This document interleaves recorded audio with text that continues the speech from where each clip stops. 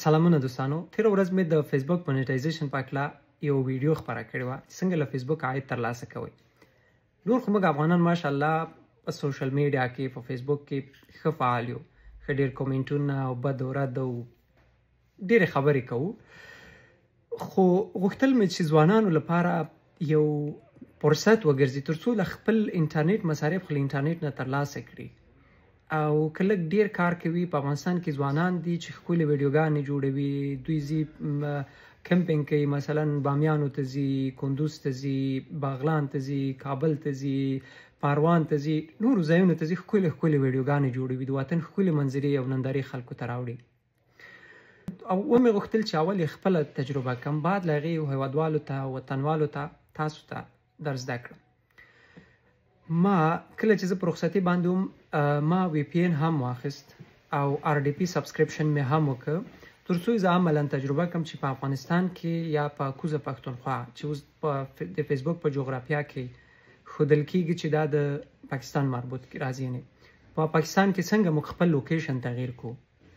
او له نیکه مرغه دې تجربې کار ورکړه. ما تقریبا په $80 باندې تقریبا 8 یورو خواوشا باندې ما د وی پی این سبسکرپشن وکړ، یوازې د دې لپاره چې تاسو عملی تجربه در وکړم او تاسو ته یو مثبته نتیجه په لاس درکړم. او هم مې آر ډي پي ټرای کړ چې موږ څنګه خپل جغرافیایي لوکیشن یا جغرافیایي موقعیت تغییر کړو.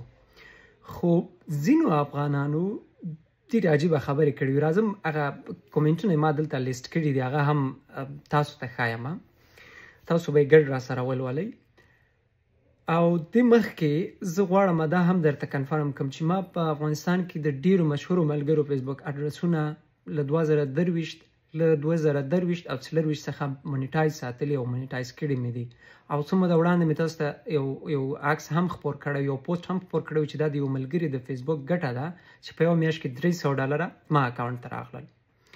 نو په دې خاطر ما غوښتل چې ستاسو لپاره هم دغه یو کار وکړم. خو ځینو ملګرو ډېر عجیبه کومنټونه او ډېر عجیبه خبرې کړې وي. دوی وایي ته خپل یوټیوب دپاره کار کوي، ته خپل یوټیوب چینل پر مخ بیولو لپاره کار کوي. زما حق کېږي چې زه خپل چینل یا خپل یوټیوب پر مخ بوزم، خو مخکې له دې تاسو ته وضاحت درکړم. دا ویډیوګانې پر فیسبوک د نه خپرولو لامل دا و چې په یوټیوب کې موږ پلی لیست لرو او هغه د ویډیو او د کورسز په شکل باندې جوړ شوی پلیټفارم دی. او دا یادوري مې په ویډیو کې هم کړې وه چې موږ یو اوږدې لړۍ ته ضرورت لرو تر څو موږ بېلابېل ټولز، بېلابېلې حل لارې او بېلابېل ټکنیکس زده کړو تر څو موږ خپل جغرافیایي موقعیت په افغانستان او پاکستان کې بدل کړو. او له هغې وروسته موږ مونیټایزیشن وکړو. کله چې مونیټایزیشن وشي موږ ته د دې سیټ اپ پکار دی. په دې به هم موږ او تاسو کورس ویډیو جوړو. که چیرته موږ مونیټایزیشن وشو، موږ عواید لرل، پیسې مو وګټل، هغې د ویستلو لپاره به هم موږ او تاسو سیټ اپ او د پیسو ایستلو په حل لارو باندې غږېږو چې څنګه یې ویستلی شو. په دې خاطر مې په فیسبوک باندې خپرې نه کړې. خو که زه دلته څو ساعته ستاسو لپاره ریسرچ کوم د ویډیو لپاره چې تاسو ته خلاصه او مفصلې خبرې وکړم، زه یو څو روپۍ مصرفوم او په هغې باندې ټولز اخلم او عملي کوم چې په افغانستان کې دغه شی کار کوي او که نه، نتیجه ورکوي او که نه، تر څو تاسو ته عملي دغه کار در وښیم چې دغه کار کیدونکی دی. ما وکړ. بیا هم سربیره ما ته وایي چې تا کېږي بد دی کړی چې پر یوټیوب دی خپور کړی او پر فیسبوک دی نه دی خپور کړی.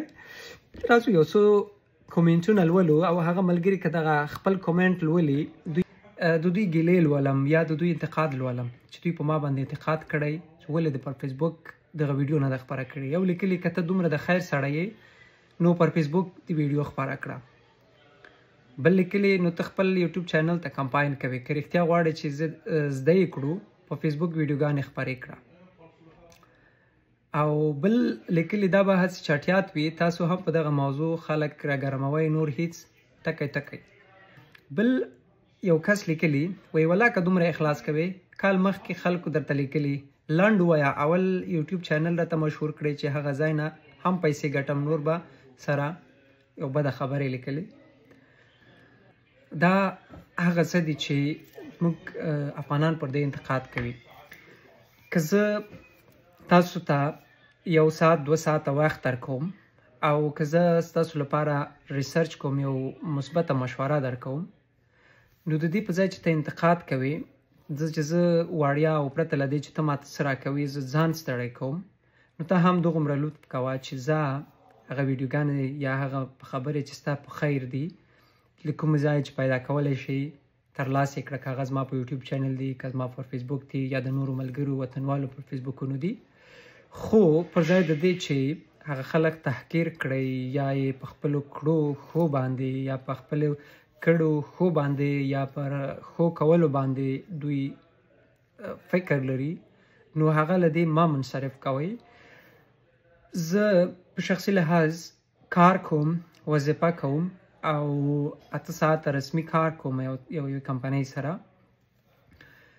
له هغې سره زه یو وړه د آی ټي کمپنۍ هم چلوم چې تازه مې په المان کې د هغې د رجسټریشن کارونه روان کړي او په خلاصېدو باندې دي او خال پروژې اخلم خو هغه په رسمي شکل باندې نه دي او هغه دولت نه پټې په مخ وړم په اړیکو په روابطو باندې د سافټویر پروژې د ویب سایټ پروژې د اپلیکیشنو پروژې ډیټابیس برخې او ترڅنګ په سوشل میډیا کې هم کافي اندازه فعال یم. دا په دې معنی نه ده چې زه بېروزګاره یم بیکاره یم کار نه لرم ښه مصروفیت لرم ښه کار لرم خو زه ټایم ټیبل لرم سکیجول لرم د ټولو کارونو دپاره رسیدګي کوم او په ټولو کارونو باندې مې برلاسه یم نو دا هم نه دی چې زه غواړم یوازې یوټیوب دپاره کار وکړم صحیح ده زه په سوشل میډیا کې غواړم مشهور شم فیمس شم په یوټیوب کې په هر پلیټفارم کې زه فالوور پیدا کړم ځکه دا زما له بزنس سره ګټه کوي. نن ما بزنس په انیشیل سټیج کې دی مثلا زه د پایل په دور کې یم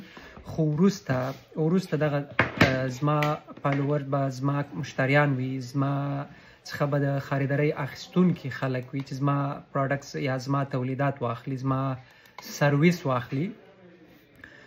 نو هیله ده چې تاسو هم له سوشل میډیا دغسې مثبته ګټه واخلئ او که تاسو مونیټایزیشن دپاره کار کوئ که تاسو د ډیجیټل مارکیټینګ دپاره کار کوئ یا د سلف برانډینګ دپاره کار کوئ یعنی د ځان مشهورولو شهرت لپاره کار کوئ خو په سالم ډول باندې وکړئ په سالم شکل باندې وکړئ. راځئ دا د مونیټایزیشن لړۍ به پای ته رسوو او دوام به ورکوو. زما پر یوټیوب چینل یې ګورئ زما چینل سبسکرایب کړئ شیر یې کړئ. په دې کې زه نه وایم چې ما یې کوئ ځکه زه غواړم چې زما فالوورز زما سبسکرایبر زیات شي زما خبرې تاسو ته در ورسیږي زما خیر زما چې څه زده دي تاسو ته در ورسیږي او هم به په آینده کې زما تولیدات زما سرویس همدغه تاسو اخلئ همدا تاسو به زما اولني مشتریان وئ زما اولني پیرودونکي به وئ. د ودان او ښېراز افغانستان په هیله تر بیا ښې چارې.